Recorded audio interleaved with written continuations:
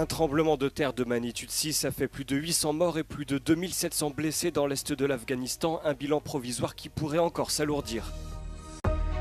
Une météo défavorable contraint la flottille à destination de Gaza à revenir à terre quelques heures seulement après avoir quitté Barcelone ce dimanche.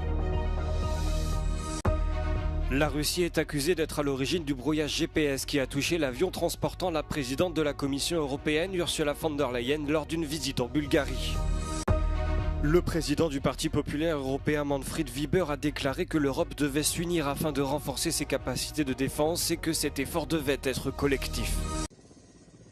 Un violent séisme dans l'est de l'Afghanistan a fait plus de 800 morts et plus de 2700 blessés dans la nuit de dimanche à lundi, selon un bilan provisoire qui pourrait encore s'alourdir.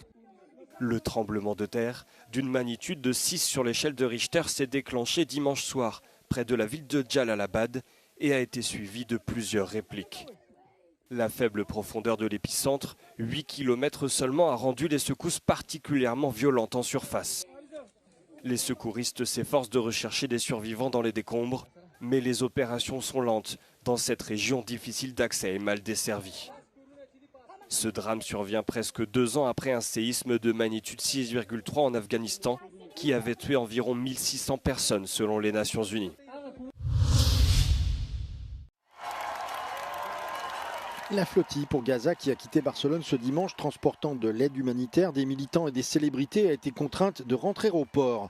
Selon un communiqué des organisateurs, la vingtaine de bateaux a choisi de revenir et de retarder son départ pour privilégier la sécurité après qu'une tempête a frappé la Méditerranée et certaines parties de l'Espagne pendant la nuit. Dimanche, des milliers de sympathisants pro-palestiniens s'étaient rassemblés sous le soleil brûlant sur les quais du vieux port de Barcelone pour acclamer la mission au moment de son départ. Mais face à des vents de près de 60 km/h, certains des petits bateaux participant à la mission auraient été en danger, toujours selon les organisateurs. L'Agence météorologique nationale espagnole a émis des avertissements de précipitations et de fortes tempêtes pour la Catalogne, ainsi que pour d'autres parties de l'Espagne. La flottille est la plus grande tentative à ce jour pour briser le blocus israélien de Gaza par voie maritime, dans le but d'apporter une aide humanitaire indispensable à une enclave en proie à une augmentation des décès dus, selon l'ONU, à une famine. On ne sait toujours pas quand le convoi maritime repartira de Barcelone, mais les organisateurs ont annoncé qu'ils ont toujours dans l'idée d'atteindre Gaza à la mi-septembre, après 2 tentatives bloquées par Israël en juin et juillet dernier.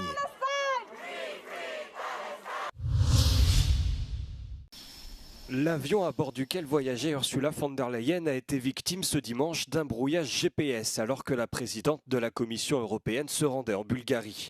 Son équipe a expliqué que l'appareil a atterri sans difficulté grâce au pilote qui a utilisé des cartes papier plutôt que le système électronique conventionnel.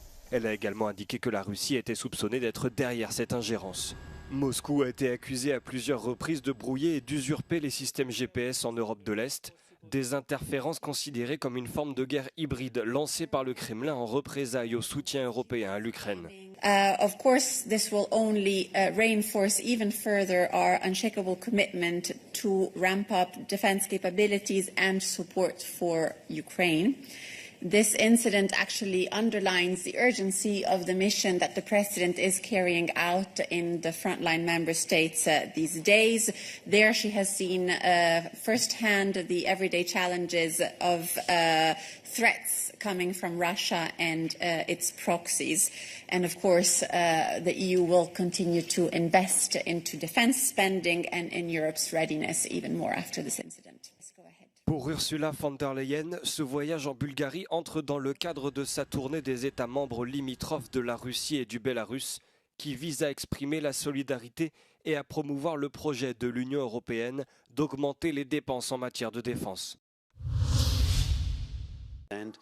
Dans une interview accordée à Euronews, le président du Parti populaire européen Manfred Weber a déclaré que le brouillage GPS de l'avion d'Ursula von der Leyen prouve que l'Europe doit s'unir afin de renforcer ses capacités de défense.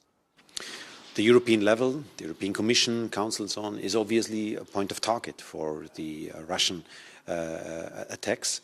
And that's why we have to strengthen also protecting our institutions on European level. Again, we want to have a peaceful and treaty-based and consent-based cooperation with all our partners. But if someone like Putin is becoming aggressive, is becoming brutal, takes our way of life into question, then we have to stand up and defend ourselves. Manfred Weber a évoqué le programme européen SAFE, doté de 150 milliards d'euros pour la défense, qui permet aux États membres d'investir davantage, notamment à l'est du continent.